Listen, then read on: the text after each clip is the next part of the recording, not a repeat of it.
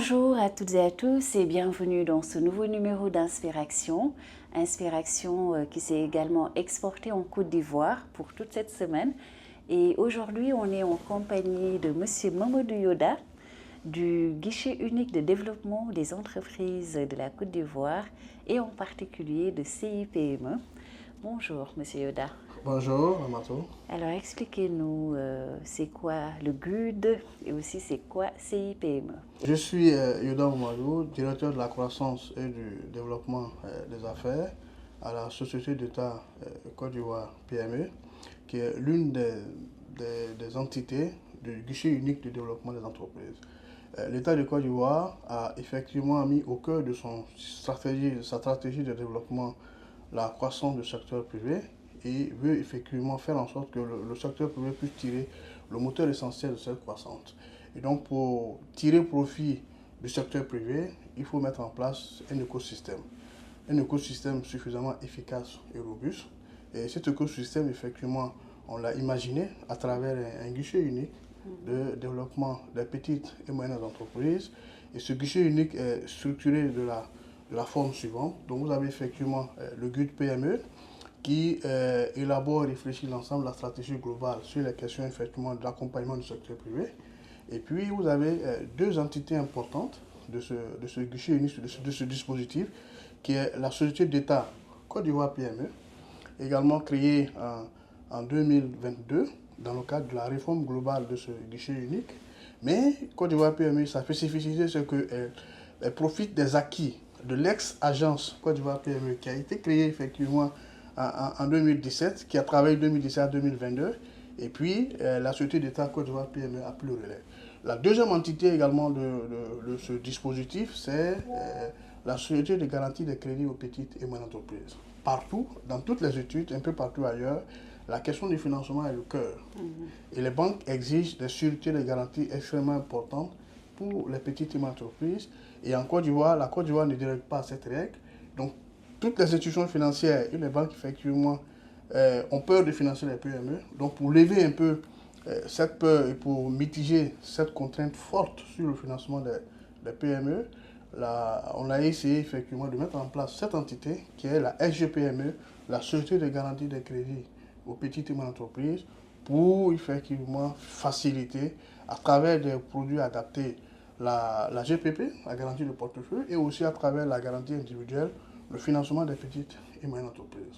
Donc ça veut dire que vous avez une intervention, en tout cas de façon concertée, tout au long du parcours de l'entrepreneur. Effectivement, on a une intervention concertée entre les entités de ce dispositif. D'ailleurs, c'est tellement bien pensé qu'on a voulu, en même temps que nous sommes tous logés dans le même bâtiment, donc vous avez au premier, au deuxième, au troisième, jusqu'au sixième, effectivement l'ensemble des structures. Donc au premier, on a une autre agence qui est l'agence Côte d'Ivoire Export, qui est dédiée effectivement à l'exportation.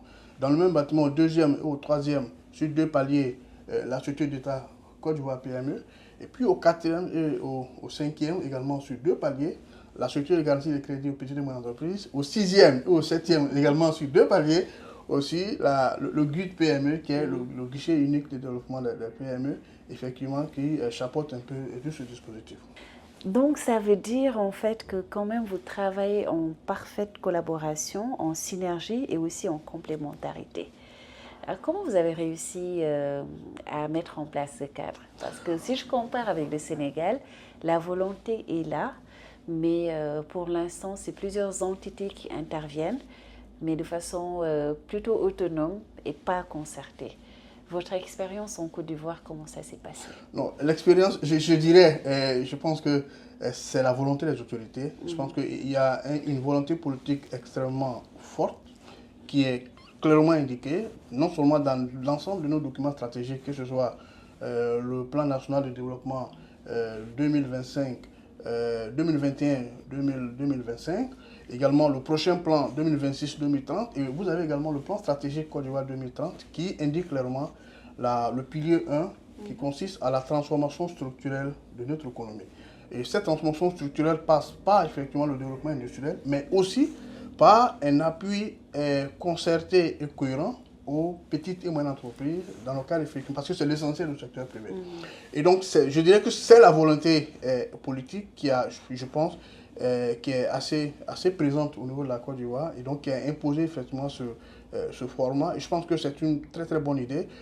Pour le moment, le format qui a été designé, c'est des entités plus ou moins autonomes, mais effectivement, nous essayons dans le cadre de la mesure du possible de pouvoir travailler ensemble de façon concertée. Et d'ailleurs, nous avons un rapport global du guichet unique qui effectivement reprend l'ensemble des activités et des réussites de chaque entité, qui est effectivement dans un cadre global. Le PCS du GUD, le président du conseil de surveillance du GUD et également le président du conseil, les deux présidents du conseil d'administration se concertent régulièrement. Ils ont des réunions. Et moi, en tant que direction en charge de la croissance et du financement et du marché, nous travaillons avec non seulement la garantie et aussi avec le GUD PME pour effectivement opérationnaliser l'ensemble des initiatives. Je vais juste prendre quelques exemples. Le GUD a signé par exemple quelques conventions avec des banques. Et donc, nous, notre mission, une fois qu'ils ont fini de signer la convention, notre mission, c'est effectivement de les opérationnaliser, de travailler avec les banques pour nous assurer que les petites et moyennes entreprises profitent de ces initiatives qui ont été élaborées par le GUD.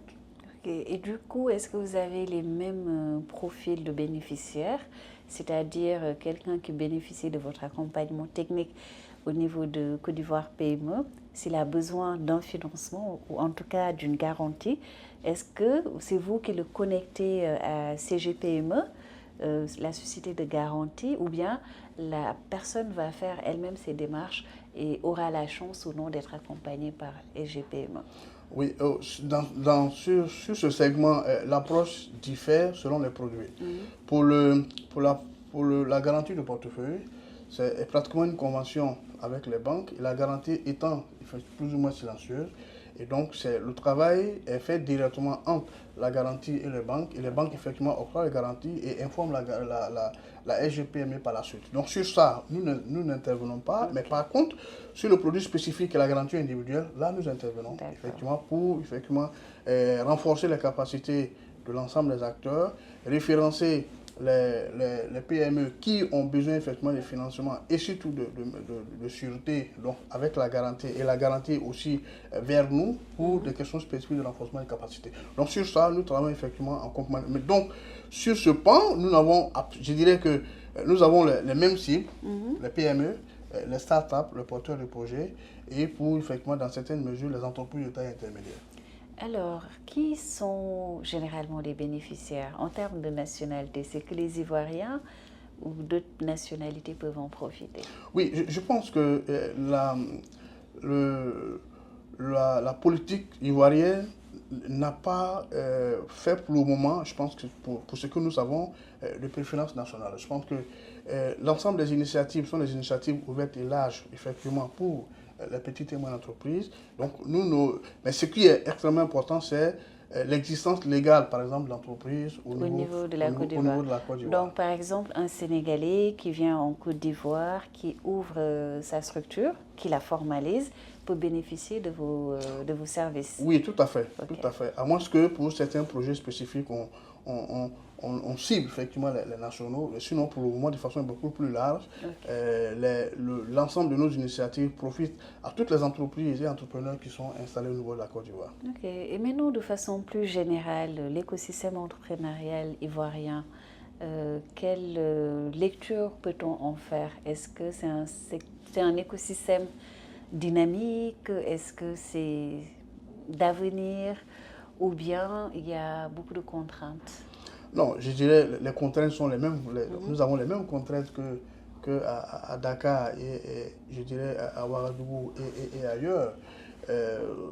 Sauf que je pense depuis pratiquement un peu plus d'une dizaine d'années, de façon macro, nous avons une croissance économique très forte, en général qui frôle vers les 8% annuellement. Et donc cette croissance, effectivement, se diffuse progressivement à l'ensemble des secteurs d'activité. Et l'autre point qu'il faut également signaler, c'est que les autorités, je pense, depuis, je dirais, une vingtaine d'années, ont été assez claires pour dire que la fonction publique ne peut plus absorber les diplômés qui rentrent sur le marché du travail. Et donc, ce discours a été répété par l'ensemble des politiques. Et je pense que les jeunes ont compris. Au niveau de l'État, on a l'obligation de vous former. Mais la question, effectivement, de vous trouver un emploi à tout le monde, je crois que ce n'est plus évident. Et du coup, vous n'avez pas été confronté à une crise de l'emploi où les jeunes demandaient de façon très pressante à l'État de leur trouver de l'emploi ou pas du tout? Ah oui, si, il y a une crise de l'emploi au niveau de la Côte d'Ivoire. Et je pense que hier, lorsqu'on échangeait, je vous reprenais certaines statistiques au niveau de la Côte d'Ivoire. Je pense qu'une étude de Crémil de 2019, et je crois que qui a été reprise par la Banque mondiale, fait état de ce que chaque année, nous avons 300 000 personnes qui rentrent sur le marché du travail. 300 000 personnes, tout niveau confondu, depuis ceux qui arrêtent au CM2 jusqu'à ceux qui sortent avec le PhD ou la thèse à l'université. Et 300 000 personnes, c'est énorme. Et la capacité de l'État de Côte d'Ivoire et du privé formel à absorber, c'est 76 000 emplois. Et donc quand vous faites la différence... Par an? Oui, par an. Donc quand vous faites la différence entre 300 000 et 76 000 emplois formels offerts, le gap est énorme. Oui. Et donc, pour gérer ce gap, qui est un flux annuel, il est important de travailler sur l'auto-emploi, sur l'entrepreneuriat. Et ça, c'est la partie flux. Vous avez également un stock de sous-emploi de jeunes diplômés qui existe et qui est estimé autour d'un peu plus de 2 millions. Donc, quand vous mettez à la fois cette question de stock et le flux qui est alimenté chaque année, ça vous fait effectivement une vraie crise de l'emploi. Et donc, pour régler cette crise de l'emploi, je pense que l'État de Côte d'Ivoire a aussi, dans une volonté assez forte, imaginé, par exemple, la mise en place d'une agence dédiée aux jeunes, donc qu'on appelait Agence Emploi Jeunes, qui effectivement dispose de suffisamment de ressources pour non seulement gérer la question du stock, parce que le stock, il y a certains qui ont besoin de reconversion, de renforcement des capacités pour se remettre non seulement sur le marché du travail, mais aussi pour se remettre à leur propre compte. Et donc, l'agence emploi jeune gère également cette question de stock et aussi en partie le flux. Et le flux, on doit pouvoir travailler sur un écosystème plus global, avec un climat d'affaires suffisamment assaini, qui permette non seulement aux entreprises existantes de créer toujours de l'emploi, mais en même temps de permettre aux jeunes qui rentrent sur le marché du travail de pouvoir avoir de la flexibilité pour créer leurs entreprises. Et donc, je pense qu'en travaillant sur tous ces pans, ça permet de gérer progressivement cette crise de l'emploi. Et pour rappel, l'année 2023 a été décrétée par le chef de l'État comme étant l'année de la jeunesse. Et ça a permis, je pense, de dégager des ressources extrêmement importantes en matière d'infrastructures, de formation et de renforcement de capacité, mais aussi de soutenir l'ensemble des initiatives de toutes les structures publiques qui encadrent le secteur privé à pouvoir mettre à la disposition des jeunes des initiatives et des projets qui puissent effectivement les permettre de pouvoir se mettre à leur propre compte. Alors, par rapport aux secteurs les plus porteurs, pour quelqu'un qui va investir en Côte d'Ivoire, ce seraient lesquels? Je dirais qu'il y en a beaucoup. Les secteurs porteurs, je pense également surtout à l'agriculture, je pense également au secteur de l'économie. Quand on parle d'agriculture, c'est qu'il faut aller exploiter les champs ou bien il faut, dans tout cet environnement du secteur agricole, pouvoir trouver des niches pour intervenir. Oui, je pense que quand je parle d'agriculture, je pense sur l'ensemble de la chaîne des valeurs. Je pense qu'aujourd'hui, l'approche est une approche chaîne de valeurs. Et donc, il faut l'ensemble des segments. Donc, l'agriculture, aujourd'hui, il y a les questions de transport liées à l'agriculture, il y a les questions également des intrants liés à l'agriculture, il y a la question également de l'agriculture intelligente, aujourd'hui également qui est vraiment porteur. Nous avons des jeunes qui encouragent et facilitent, par exemple, par des drones, les questions de pulvérisation des champs. Et donc ça, j'ai appelé également le projet d'agriculture intelligente qui permet aussi de pouvoir apporter un appui à ce secteur. Il y a au niveau de la Côte d'Ivoire le secteur du BTP qui est en lien avec l'ensemble des infrastructures que nous faisons au niveau de la Côte d'Ivoire, qui est un secteur très porteur, surtout sur le segment par exemple de la sous-traitance. Il y a aussi le transport qui est en vogue. Aujourd'hui, vous voulez vous déplacer à Abidjan, je pense que c'est assez simple. Vous prenez l'application, vous téléchargez l'application, vous faites vos commandes, c'est automatique. Et ça donne de la possibilité, par exemple, aux jeunes. Vous avez des étudiants qui sont à l'université, et qui, effectivement, aux heures creuses, font du yango pour pouvoir effectivement subvenir. Donc aujourd'hui, je pense, c'est comme si on était à New York, il est difficile à quelqu'un de dire que non, moi je n'ai pas d'opportunité pour travailler. Parce que le yango, c'est vraiment une flotte assez Ça a importante. démocratisé. Oui, ça a vraiment démocratisé, non seulement pour être chauffeur, mais aussi pour devenir un opérateur économique. Donc je Ok. pense qu'il y a beaucoup de possibilités, économie numérique, transport, restauration, c'est aussi, je pense, un champ extrêmement important, le volet restauration, parce que nous avons beaucoup de tourisme qui viennent désormais à Abidjan. Abidjan est une ville touristique, donc ce point restauration, hébergement, ça marche. La question des villas meublées, c'est aussi un élément également qui marche. Donc je pense qu'il y a beaucoup, beaucoup d'opportunités au niveau de la Côte d'Ivoire. Et je vois aussi que les questions, par exemple, du développement d'applications pour assister, pour apporter de l'assistance aux entreprises en termes de comptabilité, en termes de formalisation, en termes de, de numérisation des procédures de gestion, etc. Je pense que ce sont également des pans des secteurs qui marchent beaucoup. Ok, maintenant, entre le Sénégal et la Côte d'Ivoire, si quelqu'un qui n'était pas de ces deux nationalités devait intervenir, vous l'auriez orienté où? Dans quel pays en premier? Même si en fait les écosystèmes sont plus ou moins similaires, où est-ce qu'il y a beaucoup plus de chances de réussite pour un entrepreneur? Non, je pense que ça serait, je dirais, présomptueux pour moi ou très prétentieux de dire que je peux me permettre de comparer Dakar et Abidjan parce que je ne connais pas très bien l'écosystème de Dakar. Ok, bon, on va Hein? changer. Maintenant, Voilà. quels sont les éléments attractifs pour un entrepreneur en Côte d'Ivoire? Je pense que c'est une grosse question. Les éléments attractifs, je dirais qu'il y en a. Si en termes de possibilités d'investissement, oui, si c'est en termes de possibilités, je reviendrai sur ce que j'ai déjà dit. Hein. Je pense que la question le segment du transport est Ah oui, ça c'est les oui, secteurs tout à et fait. autres, mais genre les incitations, est-ce qu'ici c'est plus facile de créer son entreprise? Est-ce que la fiscalité est plus assouplie? Est-ce que l'économie est beaucoup plus circulaire ici? En fait, ce genre de choses qui font des facteurs clés de succès pour une entreprise. Oui, je dirais que tout à l'heure, je suis revenu sur la question de la préférence nationale. Je pense que c'est un point important. Et vous êtes Sénégalais, vous êtes Malien, vous êtes Burkinabé, vous voulez venir investir en Côte d'Ivoire. Je pense que les Ivoiriens ne regardent pas trop les questions de nationalité. Je pense que c'est un point important. Et puis, en plus, on ne fait pas de contraintes particulières parce que vous êtes de telle ou telle nationalité. Je pense que c'est aussi un point.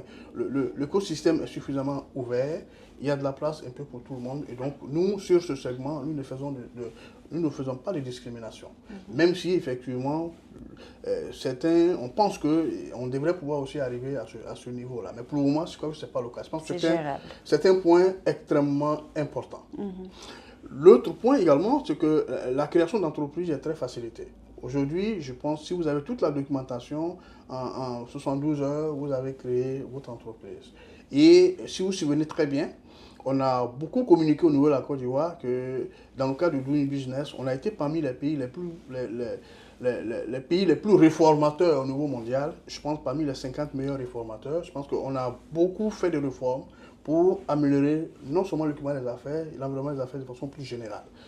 Et donc ça a permis, je pense, d'attirer beaucoup d'investisseurs directs étrangers. Je pense que chaque année, on ne frôle pas moins les 1000 milliards de francs CFA d'investissement direct étranger au niveau de la Côte d'Ivoire. Et je pense que ça, c'est un point important qu'on devrait pouvoir souligner. Donc la facilité de créer l'entreprise, la non-discrimination entre les nationalités, et puis, ce que je voudrais dire, dans le cadre du Code des investissements, on a essayé également de pouvoir de donner des avantages au coût des agréments, effectivement, aux investisseurs étrangers. Et donc, si vous êtes un investisseur sénégalais et que vous voulez investir en Côte d'Ivoire, si vous installez à Abidjan, c'est bien, vous pouvez avoir des avantages. Mais si vous installez à Boaké, par exemple, vous avez beaucoup plus. C'est encore mieux. Et si vous installez en Korogo, c'est encore mieux. En plus clair, par exemple, c'est quoi l'avantage supplémentaire qu'on peut avoir Non, comparé à Abidjan? Oui, comparé à Abidjan, ça, c'est très souvent les questions liées au crédit d'impôt, donc qui peuvent aller jusqu'à 5, 6, 7 ans. Donc Mhm. par rapport à Abidjan, effectivement, alors qu'Abidjan, je crois que c'est limité à quelques années. Je parlerai, je pense, Jean-Marc, qui est juste derrière moi et dans le comité d'agrément. Je pense Mhm. que c'est notre expert sur ce comité qui, chaque année, effectivement, organise plusieurs sessions pour accorder les agréments aux différents investisseurs qui viennent. Ok. Maintenant, en termes d'impact de votre intervention à CIPME ou dans le GUD de façon générale, on peut avoir une idée des données, des chiffres. Oui, en termes d'impact pour, la, pour, pour le GUD de façon plus générale et pour CIPME, je dirais que la question est beaucoup plus générale. La question générale, c'est est-ce que la mise en place des structures publiques d'accompagnement du secteur privé, est-ce que ça marche? Mhm. La question est oui, quand je regarde l'exemple du Sénégal. Parce que l'ADPME a plus de 22 ans, nous sommes relativement plus jeunes, mais aujourd'hui je constate que des entreprises sénégalaises viennent attaquer le marché ivoirien. Donc ça veut dire que si nous avons des structures publiques qui accompagnent le secteur privé de façon efficace, ça fonctionne. Donc ça c'est la première question. Et donc ce retour d'expérience de l'ADPME nous rassure pour dire que nous devons effectivement travailler sur les questions de l'impact, travailler effectivement à être beaucoup plus opérationnel et efficace pour accompagner le secteur privé. Sur la question de l'impact de nos interventions, je dirais que en moins d'une année, si je prends la partie garantie, la société de garantie des crédits au PME, on me fait savoir, c'est que le rapport n'est pas encore officiel, mais un peu plus de 35 milliards de francs CFA de garantie de portefeuille octroyés aux petites et moyennes entreprises. Et pour moi, c'est déjà un impact extrêmement important. Donc, s'il n'existait pas ce dispositif, ces 35 milliards de crédits n'allaient pas être octroyés. Est-ce que les PME, PMI remboursent en Côte Non, d'Ivoire? je pense que ça, c'est une autre question. Mhm. C'est une autre question. Et je pense que on aura le temps de revenir, mais on doit travailler à la fois à rétablir la confiance entre les PME et le secteur public, et les PME et également les banques. Je pense que pour ce que j'ai constaté, lorsque les PME sentent l'appui ou, je dirais, l'odeur du secteur public quelque part en termes de financement, elles ont tendance à ne pas vouloir rembourser. J'ai eu des échanges C'est avec pour mes... ça que c'est une garantie silencieuse avec les banques dans le Exact, cadre de EGPM. exactement. Exactement. Et donc, c'est pour ça qu'il faut qu'on travaille sur ça, travailler sur un processus de revolving où, effectivement, en fonction du niveau de remboursement des PME, on a la possibilité de toujours donner d'autres crédits à d'autres acteurs et à d'autres PME. Et donc, ça me permet de lancer, je pense, un appel aux petites et moyennes entreprises, que ce soit à Abidjan ou à Dakar, de dire que vous renforcez notre position, vous renforcez notre positionnement lorsque, une fois que vous avez un prêt, vous remboursez. Ça permet effectivement, non seulement à ces structures publiques, que ce soit à CIPME ou à l'ADPME, de faire le plaidoyer auprès de l'autorité publique pour dire donnez-nous plus de fonds parce que ça a de l'impact et en plus les PME remboursent. Mais lorsque vous ne remboursez pas, je pense que nous sommes fragilisés pour faire le plaidoyer de plus de fonds auprès de l'autorité qui nous mandate. Absolument. Voilà, donc je pense que c'est un élément important parce qu'on l'a constaté au niveau des fonds Covid pour la Côte d'Ivoire. On a distribué un peu plus de 35 milliards de francs CFA, mais le taux de remboursement est très bas, en dessous des 40%. Et donc, avec ça, on n'est pas encouragé à faire le plaidoyer auprès du ministère Mais des qu'est-ce Finances et qu'il du Budget. advient de ces personnes qui ne remboursent pas? Vous dites? On en fait quoi de ces personnes, de ces PME qui ne remboursent pas? Il y a des poursuites, il y a des sanctions ou on les laisse comme ça? Bon, je pense que pour le cas de fonds Covid, c'était un peu plus spécial. Mais l'idée, c'est de pouvoir contractualiser avec des structures, des prestataires privés pour effectivement travailler sur le recouvrement. Je pense que ce soit nous-mêmes ou également le comité de gestion, on n'a pas été suffisamment, je vais dire, agressif sur la question du recouvrement de ces fonds. Et donc, l'idée, c'est de pouvoir travailler à davantage améliorer le processus de recouvrement et surtout, également, à les poursuivre. Parce que ce sont des fonds publics. On ne peut pas permettre que des structures privées utilisent les fonds publics et décident de ne pas les rembourser. Et je pense que pour le cas, par exemple, de l'AEJ, ils vont beaucoup plus loin quand même. Je pense qu'il y a des structures privées qui sont sollicitées pour également faciliter le recouvrement des Peut-être il y a ressources qui ont été d'autres octroyées. mesures qui peuvent être mises en place pour les inciter à rembourser. Par exemple, quelqu'un qui a bénéficié de l'argent public, qui ne rembourse pas, demain, s'il veut avoir un marché public, ça peut être un blocage. Ça peut être une solution. Parce qu'une PME est censée aller conquérir des marchés. Oui. Mais est-ce qu'on peut devoir de l'argent à l'État pour ensuite aller demander à l'État de lui donner des marchés? Oui, je pense que ça, Ça peut c'est inciter. c'est quelque chose qui est assez qu'on va étudier et regarder. Je pense que c'est un partage d'expérience important. Mais ce que nous faisons ici, c'est que nous avons, par exemple, pour le cas des projets, des initiatives et du fonds Covid que nous avons, lorsqu'une entreprise arrive et qu'elle sollicite du financement à CIPME, on regarde effectivement de la base si elle est correcte. Et donc, je pense que ça permet de dire que ce n'est pas une entreprise sérieuse, donc ce n'est pas la peine effectivement de continuer à octroyer le financement à une telle PME. Bon, on va se dire au revoir, peut-être avec une note positive. Oui, non, non, la note positive, c'est ce que j'ai dit tout à l'heure, l'accompagnement du secteur privé, ça marche.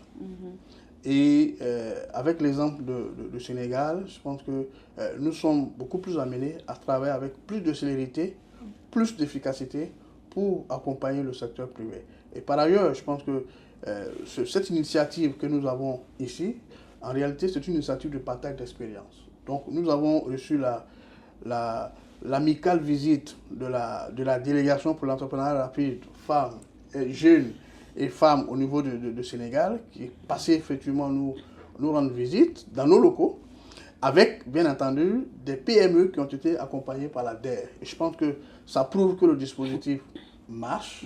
Et donc, ça nous amène effectivement à travailler encore davantage pour non seulement rendre nos dispositifs efficaces, mais avec effectivement beaucoup plus de ressources. Voilà, je pense que l'idée de dire que ça marche, c'est en même temps un clin d'œil à nos autorités pour dire que nous avons besoin de plus de ressources pour accompagner, C'est nécessaire. exactement si nécessaire, pour accompagner le secteur privé, pour accompagner les PME, pour accompagner les startups et les porteurs de projets. Et comme je l'ai dit tout à l'heure, l'entrepreneuriat, ça bouge à Abidjan. C'est dynamique. Il y a effectivement ce flux du marché du travail qui est assez dynamique pour lequel on devrait pouvoir travailler et accompagner l'ensemble des acteurs. Machallah.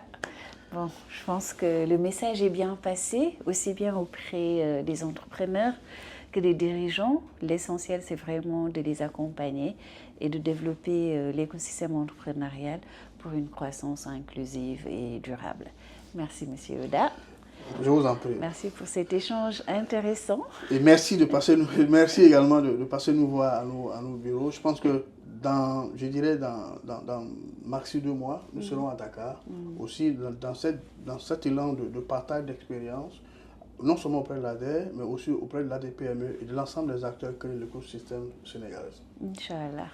Bon, merci à vous de nous avoir suivis. On se retrouve prochainement pour un autre numéro d'Inspiration.